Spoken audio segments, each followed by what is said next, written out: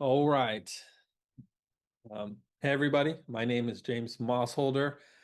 I'm actually, for this video, going to bring you in mid-deal. So this is going to be a two-part series. I am working on selling this property to a hedge fund. And so, if you've been following me, you know that I look for deals to sell to hedge funds. And this is one that I'm currently working on. So, a little background, working with a bird dog on this one. They brought me the deal. We're working it together. They were able to get it under contract. So we're going to go over the numbers here, expectations, and hopefully in part two, I will say this property closed. We bought it and sold it, and everyone's happy.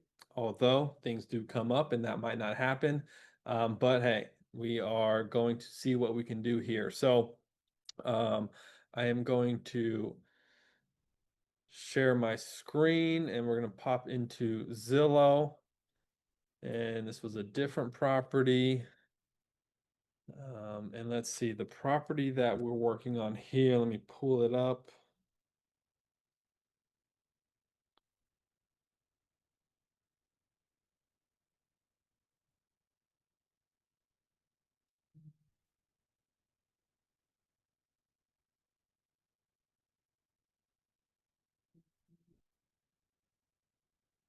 All right, bear with me.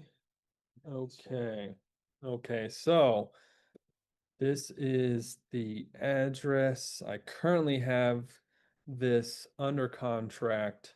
It's a property in Ohio. So as you can see, they are asking for 315, right? That's the on-market asking price. Now, they've cut the price. It's been on market for 62 days. Looking at this property, it does hit all the stats for a couple of funds. We have one fund that inspected this property this morning, so I can expect a final offer in about 24 to 48 hours, right? That's their typical timeline. Um, Now, three bed, two bath, great stats, two full bath, 1,452 square feet. Now, one thing that you can see, this property has solar, right? So if we know anything about solar, solar must be paid off before the close of escrow. Luckily, this solar has already been paid off. So we are good there now. So for some funds, they won't even touch this property because it has solar. But another fund we're working with will, again, as long as it's paid off. So, great curb appeal. You can tell low maintenance property. Property's in good shape. This flooring is in good shape. The ceiling fans, maybe they replace those. The kitchen, nice open concept. Very clean property. Light fixtures. Paint looks in good shape. I can see them replacing the appliances, putting in new appliances. Really depends on the shape of those appliances. Though countertops are great. Maybe they paint the cabinets, maybe they don't. Fixtures are all good though. One thing in this picture we see right away is this deck. So, if this deck is in bad shape, they will replace it, right? This can be a hazard for families, for children. They want to make sure that this deck was built to good spec. If it's not, they will replace it. And decks are not cheap. So that's something that we always, when we see a deck, we want to make sure that it's in great shape. As we kind of scroll through this, we can see the bathroom slightly outdated, but easy to update, right? If they were to totally redo a guest bathroom, you're looking anywhere from about 5 to 7,000, right? That's everything new. Here in this bathroom, I don't see them having to do too much work. With these kind of accent walls, they most likely will take those down and just paint all white, right? They just like rental white. Now, see a lot of these interior doors. Those probably will get replaced, just with nice white interior doors. Here's the another sink here, pretty much in good shape, but can use some paint here and there. Everything else looks great. One thing we do need to make sure is anytime you have a basement, we need to make sure there's no water coming into the basement, right? That's a big thing. If we see water into the basement, that tells us somewhere there's water intrusion. and that needs to be fixed. Now, this deck, these pictures make the deck look great. Some people are very good at taking pictures. So, we will really not know about this deck until we get the inspection results back. It's a pretty big deck. And then also this fence, right? Fences are not cheap. That's something that a lot of people forget about. If this fence is in bad shape, they will replace the fence. And this can cost, $10,000, $15,000 to do sometimes. So, depending on the size of the shape, condition of the fence, that can be a big expense. As long as that's fine, as long as the roof and the HVAC are fine, our numbers will be in a good spot. Now, we currently have this property under contract at 275. Right. So we were able to get a discount from the on-market asking price. And, our fund, their initial offer is at 283, right? So currently we have an $8,000 spread. Now, that's not the biggest spread in the world, but it's something, right? Now, I need at least somewhere in this range of a spread. Yeah, the house looks great, but sometimes nice cosmetic hide some issues, right? So we always need some type of spread, and 8K is really about the minimum I will allow. Now, how did they get to this, 283 number? So let's break that down. If we kind of scroll down here, we're going to see up no rental estimate. That's okay. We will take it to the rent estimate on Zillow. Try this address here. This should pull something up for us. So this is showing 2028 a month. And now let's go confirm that. So we're going to kind of scroll in here and we're going to see, okay, we got a 1900, very similar house, 3 bed, 2 bath, 1600 square feet. So that's 1950. So right shy of 2000. And then we have one over here. It's definitely a pretty nice house, 2-story, in good shape. So let's just take a little bit more of a look. Now, I usually won't use a 2-story when I'm comping a 1-story. So either way, just want to take a look at this regardless. See how long it's been on market. It's actually coming soon. So this one hasn't even hit the rental market yet. Now we're looking at some other things that can work. This, another 2-story, we'll probably stay away from that one.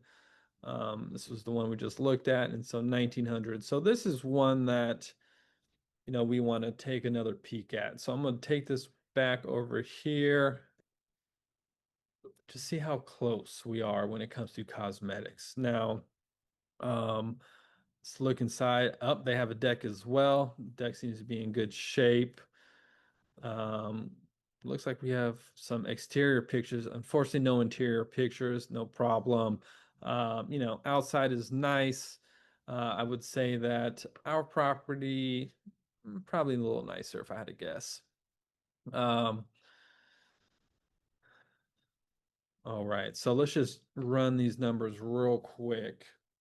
So we're going to take this 2028 and get the yearly rental yield here. So 2028 times 12, we're looking at 24,336. Now, we have a current offer price of 283.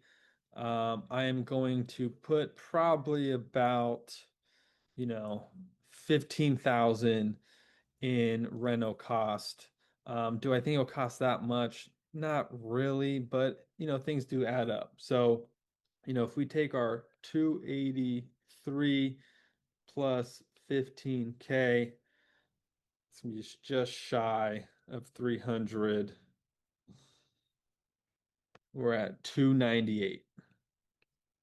298,000. Now we want to again take our 24. We're just going to make it a 24 yearly rental yield divide that by the 298K.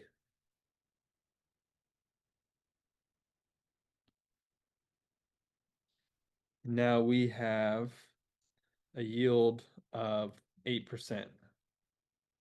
Now, in a market like Ohio, that's not a bad yield. That's something that they do kind of target there is 8%.